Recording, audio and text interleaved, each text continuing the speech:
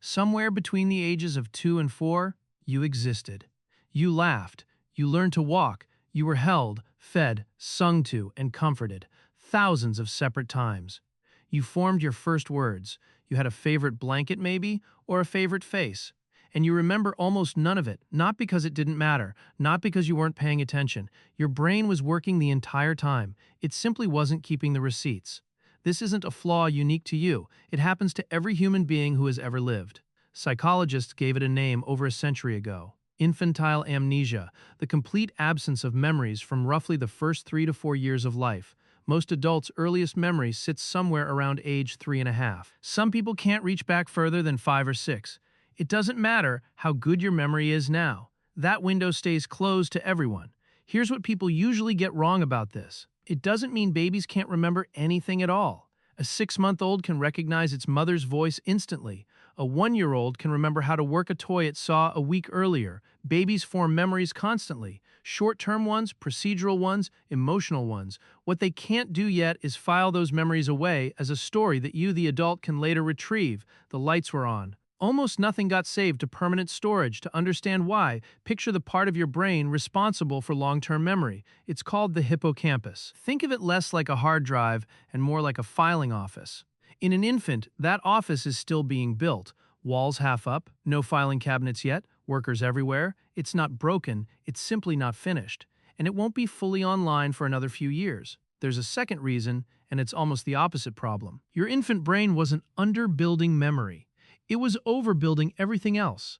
In the first years of life, your brain produces new neurons faster than at any other point in your entire life. That process is called neurogenesis. It's extraordinary for learning language, motor skills, and faces. But some researchers believe it comes at a cost. All those new neurons wiring themselves into the hippocampus may actually overwrite the fragile memory traces that were just starting to form. Imagine trying to keep a photo album while someone keeps knocking the shelf over to build a bigger one. Nothing stays pinned down long enough to last. There's a third piece, and it might be the most human one. Long-term autobiographical memory doesn't just store an event, it stores an event as a narrative, a this-happened-to-me story with a beginning and an end. That kind of story needs language to hold its shape. A toddler without the words for yesterday, before or after, has no scaffolding to hang the memory on. The experience happened, but there was no sentence built yet to carry it forward. Once language catches up, memories start to stick, which is exactly when most people's very first memory appears. Here's a detail that surprised even the researchers who found it. How early your first memory sits isn't just about brain wiring. It's also about how your family talked to you. Children whose parents regularly narrated shared experiences back to them. Remember when we went to the park and you fed the ducks, tend to develop earlier, richer autobiographical memories. Psychologists call this elaborative reminiscing. It's the difference between an event just happening to you and an event being turned into a story you can carry. In some cultures where that kind of narrating is more common, people's average earliest memory is measurably younger than in cultures where it isn't. Your memory isn't only built by your brain, it's co-authored by the people who talk to you about your own life. So why would a brain be built this way at all? Why would evolution hand you a mind that forgets its own beginning? Because in your first years, remembering specific days was never the priority. Your infant brain had a much bigger job. Learn to recognize a caregiver's face in half a second.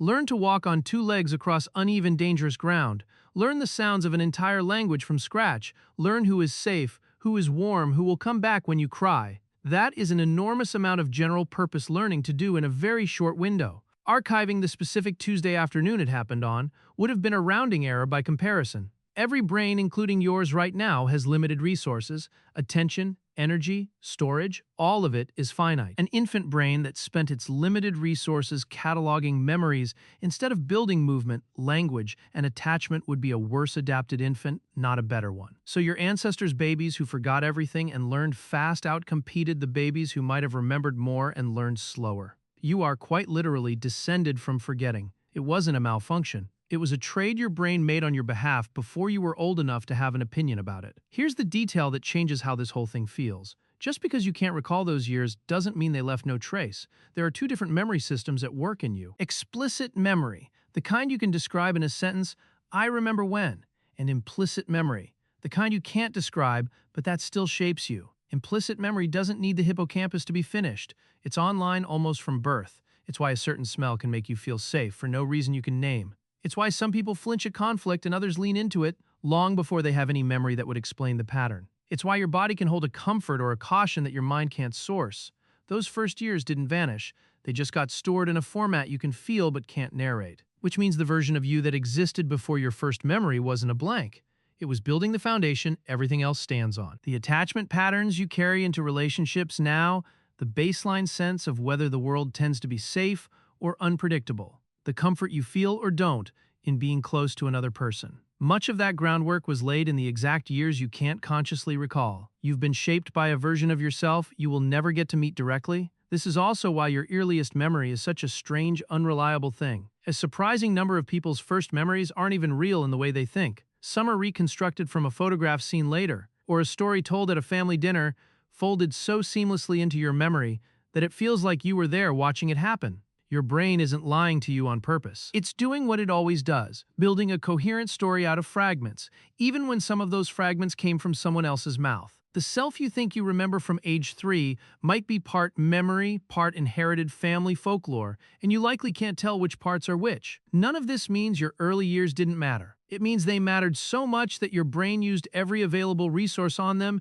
and had none left over for a diary. The years you can't remember are the years that built the machine doing the remembering right now. You're not missing those years. You're made of them. So the next time someone asks what your earliest memory is and you have to guess or borrow one from a photo, that's not a failure of your mind. That's just what it looks like when a brain spends its first years building a person instead of an archive. Somewhere underneath every habit, every comfort, every flinch you can't explain, those forgotten years are still quietly running the show. If you've ever wondered why you do the things you do, subscribe.